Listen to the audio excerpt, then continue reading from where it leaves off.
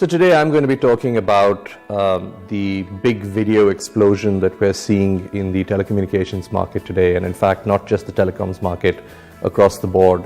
What we're starting to see as followers of the digital economy across the board is the pervasiveness of video. So essentially video is becoming common and a part of almost every communication activity that we are seeing. From a service provider's point of view, the number one concern is the volume of video. Video is fast becoming pretty much the vast majority of traffic on the network. It's slated to be 80% of all traffic in coming years. And so from an operator's perspective, you have to be able to find the capacity and the means to manage that tsunami of video that is coming down the pipe. And that can cause significant challenges, but also can facilitate innovation and creativity and new opportunities for service providers. There's obviously the opportunity to now push video onto multiple platforms. So operators that originally started off with simple linear pay TV services have added on-demand. They've added additional types of services, additional devices. So now you can get video on your smartphone, on your tablet, on your TV, on your PC, on any connected device pretty much, from your service provider as part of your pay TV subscription. So there's an opportunity for service providers as well to add value, to potentially push ARPU up a few notches, and to create stickiness and cut churn.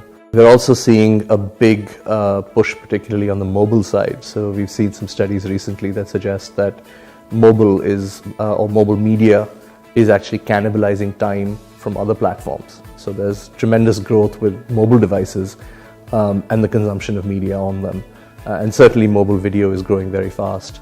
In the Asia Pacific region in particular, that's extremely important because you've got a very strong sort of mobile infrastructure and growing very fast. China, for example, is driving the growth of LTE, of 4G. Countries like Hong Kong and Singapore, some of the more advanced markets in the region, are leaders in tablet penetration, very, very high tablet penetration in countries like Hong Kong and Singapore.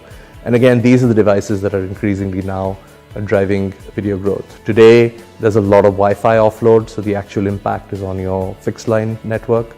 But as we move forward, I think we're seeing more and more of a shift towards mobile consumption, particularly because as 4G comes in, and then eventually, around 2020, China has announced that it will be commercializing 5G.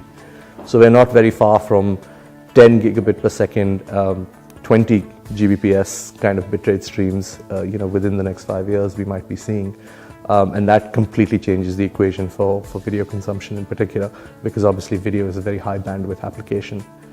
So these are some of the key trends that we are seeing in the market, and that are becoming extremely important, I think, from a service provider standpoint, is understanding these trends, understanding the shift from fixed line to mobile, understanding the volumes of video, understanding the business model opportunities around this. How do you monetize any new service that you create? How do you get a return on investment on some of the network infrastructure investments that you have to make in order to create the capacity for some of these services? And then how do you look at things like advertising and targeting, which can create potential monetization opportunities for the operators?